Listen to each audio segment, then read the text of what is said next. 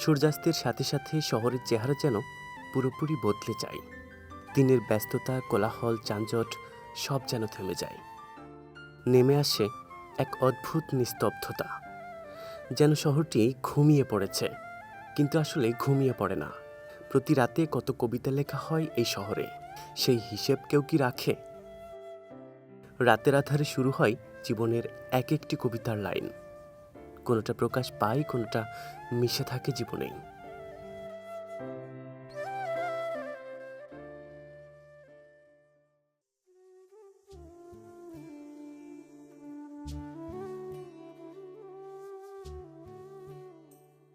ঘুমন্ত শহরের বুকে কত স্বপ্ন, কত মায়া, কত ভালোবাসা।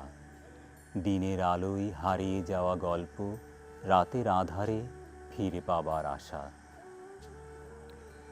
দিনের আলো কাটিয়ে সন্ধ্যা এখন গভীর রাতের হাতছানি। চারিদিকে শুনশান নীরবতা। দেখে বোঝার উপায় নেই যে এই শহরেই প্রায় ৩ লক্ষ মানুষের বসবাস, যাদের অনেকেই রাতের এই নীরবতা খুঁজতে বেরিয়ে পড়েন। কেউ বা জীবিকার তাগিদে, আবার কারো জীবনই শুরু হয় এই রাতের আধারে। আজ আমরা তাদেরই সঙ্গী হব। আকাশ পাতাল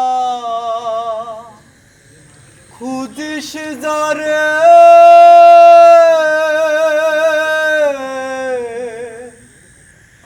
এই দেহেতে সেরা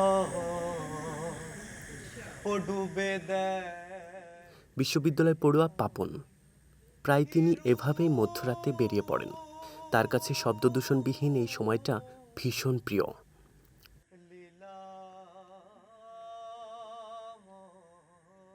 আর ঘুরে ফিরে খুঁজে বেড়ান সুখ দুঃখের গল্প। তারপর রাতের রঙিন আলোয় সুর তোলেন সেই গল্পের।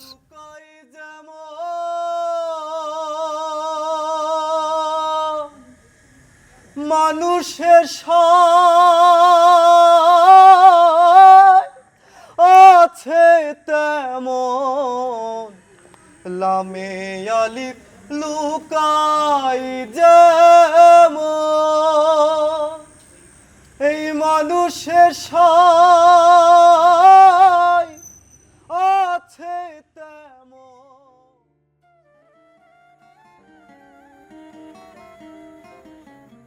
পাপনের মতো অনেকেই দিনের ব্যস্ততার পর যেন রাতের শহরে খুঁজে পায় নিজেদের।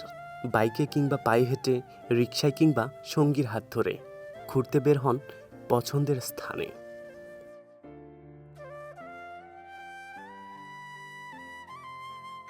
চায়ের দোকান, রেস্তোরাঁ, শহীদ মিনার, ইকো পার্ক সব যেন হয়ে ওঠে আড্ডার জায়গা।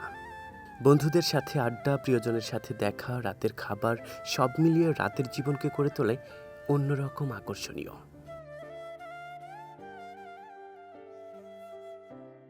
রাত যখন আরও গভীর হয়, যখন বেশিরভাগ মানুষই ঘুমিয়ে থাকে, তখনও অনেকে রাতের শহরে পরিশ্রম করতে থাকে।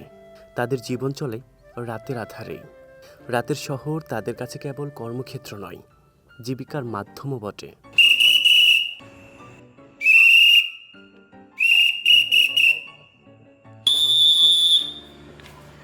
শহরের প্রাণকেন্দ্র পায়রা চত্বরে রাতের শহরের চা বিক্রেতা সুজিত কুণ্ডু চা পানের সাথে ডিম পাউরুটি বিক্রি করেই রাত কেটে যায় তার।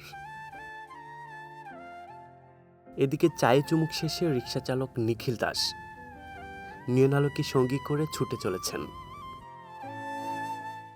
রাতে যাত্রী কম হলেও শব্দহীন ফাঁকা রাস্তাই তার কাছে প্রিয়। দিনমানে অনেক রোদ, এবং এই রোদে গাড়ি চালানো খুব কষ্টকর, এবং আপনি বাস্তবতায় দেখতে পাচ্ছেন আমার শরীরে খুব অসুস্থতা।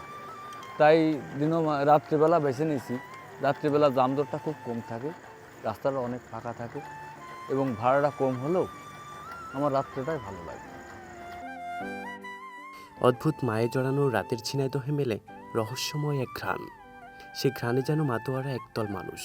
ক্ষুদ্র পেশার মানুষের পাশাপাশি তারাও রাতের নির্জনতাকে উপভোগ করতে বেরিয়ে পড়েন। নানান রকমের মানুষের পদচারণায় সৃষ্টি হয় ভিন্ন এক ঝিনাইদহ। দিনের কোলাহলময় শহরে ব্যস্ততা শেষে আলো, জীবন, কাজ, ঝুঁকি, রহস্য শুরু হয় রাতের শহরের গল্প। রিজভী আমিন, ঝিনাইদহ।